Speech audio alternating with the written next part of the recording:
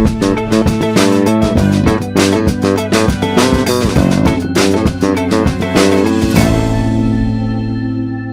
नाज़रीन, अस्सलाम वालेकुम। वी टॉक स्पेशल के साथ मैं और वसीम अब्बासी आपकी खिदमत में हाजिर हैं। ये वी टॉक स्पेशल इसलिए है कि आज 28 मई के हवाले से एक तरफ पूरी कौम खुशियां मना रही है, एक उस वक्त को, उस ज़माने को, उस दौर को याद कर रही है कि जब दुश्मन की उगलती हुई ज़ुबान को हमने खामोश करवा दिया था, जब पाकिस्तान का परचम बड़े फख्र से फजा में बुलंद हुआ था, एटमी धमाके किए गए थे और फिर हम एक बाइज्जत और बहुत काबिल फख्र कौम की हैसियत से सर उठाकर हमने जीना सीख लिया था।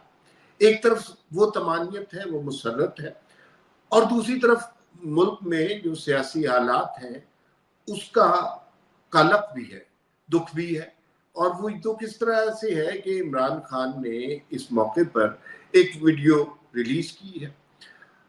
उसमें से कुछ बातें दुरुस्त भी हो सकती हैं, लेकिन कुछ बातें अपने मकसद के लिए उसको प्रोपेगेंडा की शक्ल दी गई है। उसमें से कुछ हकाइक को मस्ख किया गया है। 1971 का किस्सा उस दिन छेड़ दिया है जब तमाम कौम खुश होना चाहती थी, जब हम सेलिब्रेट करना चाहते थे, और बदकिस्मती से पाकिस्तानियों की जिंदगी में ऐसे मौके कम ही आते हैं जब हम सेलिब्रेट कर सकते हैं।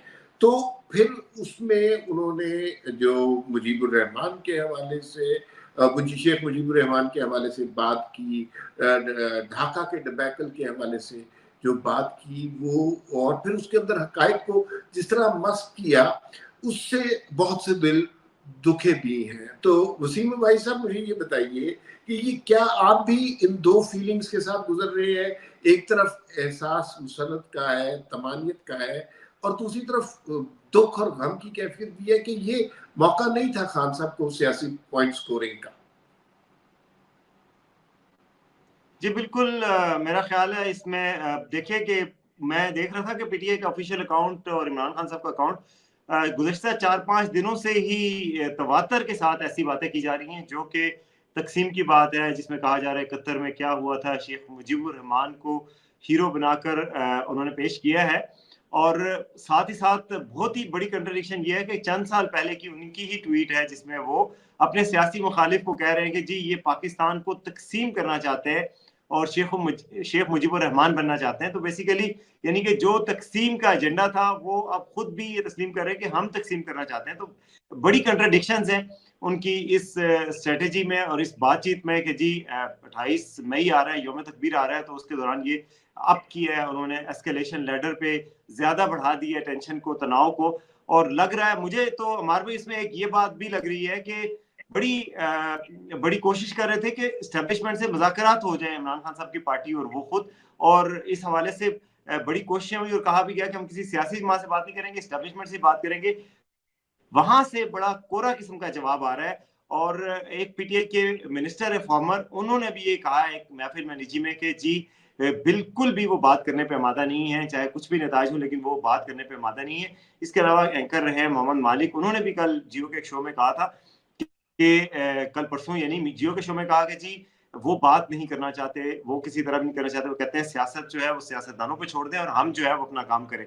और एसआईएफसी के हवाले से जो हमारी भी बात हो रही है, एसआईएफसी एक प्लेटफॉर्म है जिसको इंटरनेशनली भी सराहा जा रहा है, और दूसरा है कि एक मोहूम सी उम्मीद है इन्वेस्टमेंट की। अब जिस मुल्क में इन्वेस्टमेंट कम आ रही हो और पहले ही बहुत सारे मसाइल का शिकार हो, वहां पर एक प्लेटफॉर्म लाया गया जिसमें वन विंडो ऑपरेशन होगा, जिसमें सारे इन्वेस्टर्स को फैसिलिटेट किया जाएगा जो डरते थे पहले कि यार पाकिस्तान में इन्वेस्ट करें, हमारी इन्वेस्टमेंट की सिक्योरिटी क्या होगी, सस्टेनेबिलिटी क्या होगी, वो सारा मुहैया कर दिया गया इस फोरम के जरिए। उस फोरम के खिलाफ भी बयानबाजी की गई। और देखें, चश्मे फलक ने यह भी देखा कि उस फोरम के खिलाफ बयानबाजी भी की गई है और उन्हीं के चीफ मिनिस्टर जो है उस फोरम में कल शरीक भी हुए हैं और आज मोहसिन नकवी साहब से भी मुलाकातें उनकी हुई हैं। वसीम, अगर इसको यूं कहा जाए कि इमरान खान को जिस वक्त अपने सियासी मुस्तकबिल से मायूसी हुई तो उन्होंने पूरी कौम को मायूस करने का फैसला किया। फिर दूसरी बात यह है कि जिस बात को वो रेफरेंस बना के कह रहे हैं 1971 का, जाहिर है उसमें अब हमारी तरफ से भी गलतियां थी, इस बात से इनकार नहीं किया जा सकता। लेकिन इसमें इस बात से भी इनकार नहीं किया जा सकता कि उसमें हमारे दुश्मन ममालिक की भी शमूलियत थी। भारत का भी एक एजेंडा था, भारत का भी उसमें हाथ था, मक्ती बाहिनी का भी उसके अंदर एक डेफिनेटली रोल था। तो खान साहब क्या उस सारे रोल को, उस सारी चीज को भूल गए हैं, या वो रोल खुद एक्सेप्ट कर चुके हैं और तकसीम के एक नए एजेंडे की तरफ चल पड़े? मुझे ये बात समझ नहीं आई। और खास तौर पे इस वीडियो की रिलीज इस मौके पर तो बिल्कुल तुक नहीं बनती। ये तो वो मौका था जब इंडिया ने 5 धमाके किए थे और पाकिस्तान ने वाज़े तौर पर बर्तरी हासिल की थी कि हमने 6 धमाके किए थे उसके मुकाबले में। और ये पाकिस्तान का दुनिया में बहुत बड़ा, जौहरी दुनिया में बहुत बड़ा कारनामा था।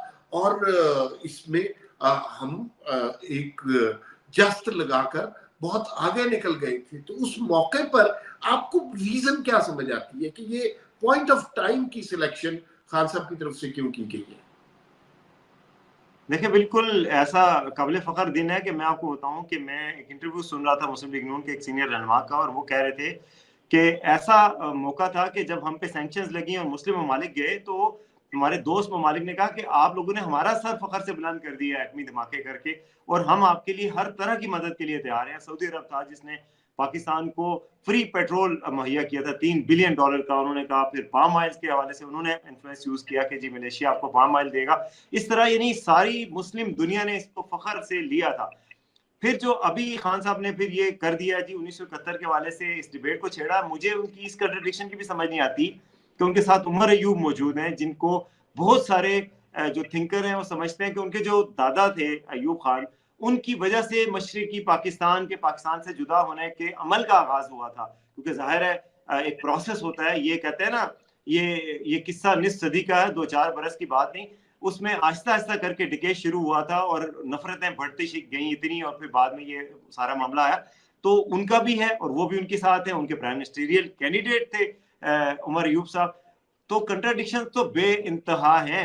आप दूसरी पार्टी को कभी कहते हैं कि आप शेख मुजीब हैं, तकसीम का एजेंडा है, खुद आप जनाब शेख मुजीब को एक हीरो के तौर पे पेश करें। अमेरिका में बैठे हुए सोशल मीडिया टीम के उनके अरकान हैं, और मैं देख रहा था कि उन्होंने ट्वीट किया, उन्होंने ये उनकी ये प्रोडक्शन है बड़ी प्रोफेशनली की गई है, तैयार की गई है। इसमें सबटाइटल्स यूज किए गए हैं, ऑडियो वॉइस ओवर्स हैं, बड़े उससे की गई है। तो मुझे ये लगता है कि यार इतनी मेहनत आप कोई तामीर के काम में भी कर सकते थे, शायद कोई पाकिस्तान का एजेंडा आगे बढ़ा देते, कोई अच्छा काम पाकिस्तान का आगे कर देते, जो इस वक्त पाकिस्तान को जरूरत है इन्वेस्टमेंट्स की, उसके हवाले से कोई पाकिस्तान का केस ही बिल्ड कर देते। ये तो केस खराब करने वाली बात है। ये ऐसा है कि मैं ना खेलूंगा ना खेलने दूंगा, मैं नहीं तो कुछ नहीं। अच्छा वसीम, इसमें ये बात भी है कि वो जो वीडियो है, आपने ये तो बड़ी सराहत से बताया कि वो इस मौके पे क्यों रिलीज की गई और क्या मकासद उसके हो सकते हैं। उसके अंदर जो हकायक है ना, वो भी मस्त किए गए हैं। उसमें ये जो है मीठा मीठा तो खान साहब खाते रहे हैं, लेकिन कड़वा कड़वा तू करते रहे हैं। खान साहब अपने आप को इस वक्त सबसे बड़ा एंटी इस्टेब्लिशमेंट शख्स जो है साबित करने की कोशिश कर रहे हैं। हालांकि खान साहब एंटी इस्टेब्लिशमेंट शख्स बिल्कुल भी नहीं है मेरी नजर में, और correct me if I am wrong. Anti establishment शख्स वो होता है जो आइन की पासदारी की बात करे। हमने आज तक खान साहब से आइन की पासदारी की बात नहीं सुनी। उनसे ये सुना कि जनरल बाजवा उनके बाप जैसे हैं या जनरल बाजवा मीर जाफर जैसे, ये बात हमने जरूर सुनी है। जनरल बाजवा उनके फोन सुनते हैं, इससे ज्यादा मुबारक बात कोई हो ही नहीं सकती।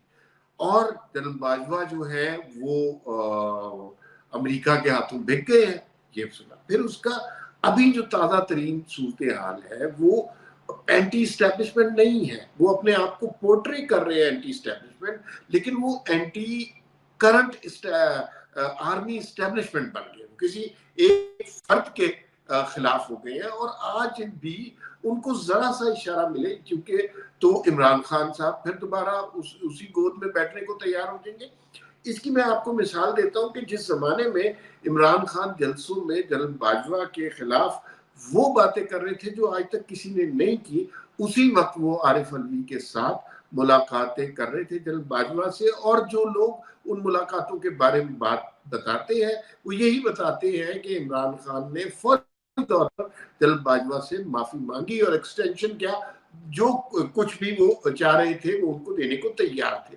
इसका मतलब ये है कि ये बयानिया कि वो एंटी इस्टेब्लिशमेंट है, पहली तो बात ये वो एंटी इस्टेब्लिशमेंट नहीं है, उन्हें सिर्फ और सिर्फ अपना इक़्तिदार चाहिए। उसके लिए उन्हें यूं लगा कि पॉपुलर होने के लिए ये नारा लगाना जरूरी है, लेकिन इसके मुल्क और कौम पर और हमारे इदारों पर बड़े नेगेटिव असरात मुरतब हो रहे हैं। वसीम साहब, जो आपने बात की ना अमार भाई, मैं उसको सेकंड करते हुए कहूंगा कि देखें, एक इनके साथ होते थे पुराने रहनुमा, उन्होंने एक दफा मुझे बताया कि खान साहब को ये मैंने मशवरा दिया था, अकबर अस बाबर की बात कर रहा हूँ। उन्होंने कहा कि जो 2003 में इन्होंने 2000 में जब मुशर्रफ साहब आए थे, 2001 में 2 में उन्होंने रेफरेंडम करवाया, तो उस रेफरेंडम में इमरान खान साहब ने उनकी हिमायत की थी और वो प्रो एस्टेब्लिशमेंट बन गए थे एक दफा। उस वक्त फिर कहते हैं अकबर बाबर के मैंने इनको मशवरा दिया कि पाकिस्तान में एक ऐसी फजा बनी हुई है एंटी एस्टेब्लिशमेंट को, आप एंटी एस्टेब्लिशमेंट बन जाए। अच्छा, उस वक्त इन्होंने 2004-5 में एंटी एस्टेब्लिशमेंट बन गए, तहरीक चलाई, जजों की तहरीक में शरीक हुए, गिरफ्तार भी हुए, एक जगह से फिर निकल भी गए थे। तो उन्होंने पूरा फुल एंटी एस्टेब्लिशमेंट मोड अपनाया। वो मोड काफी अर्सा चला और 2008 में वो नवाज शरीफ साहब के साथ भी मिले, उस वक्त उनको अपना लीडर भी करार दिया। उस वक्त ये भी कहा कि यार मुशर्रफ साहब ने जो केसेस बनाए वो सारे गलत हैं, इनके खिलाफ एक डिक्टेटर के केसेस हैं। उसके बाद इमरान खान साहब अचानक 2011 में एक और पैंतरा बदल के आए और फिर उसके बाद वो प्रो एस्टेब्लिशमेंट हो गए। उन्होंने कहा जनरल बाजवा जैसा जनरल मैंने आज तक नहीं देखा, इसने हमें जब दोस्त पैसे चाहिए थे तो पैसे ला के दिए, इतने फुल सपोर्ट दी। फिर उसके बाद उन्होंने कहा अंपायर की उंगली खड़ी हो जाएगी, 2014 में धरना दिया, वो सबको पता है किसके एमा पे दिया था, एस्टेब्लिशमेंट के एमा पे।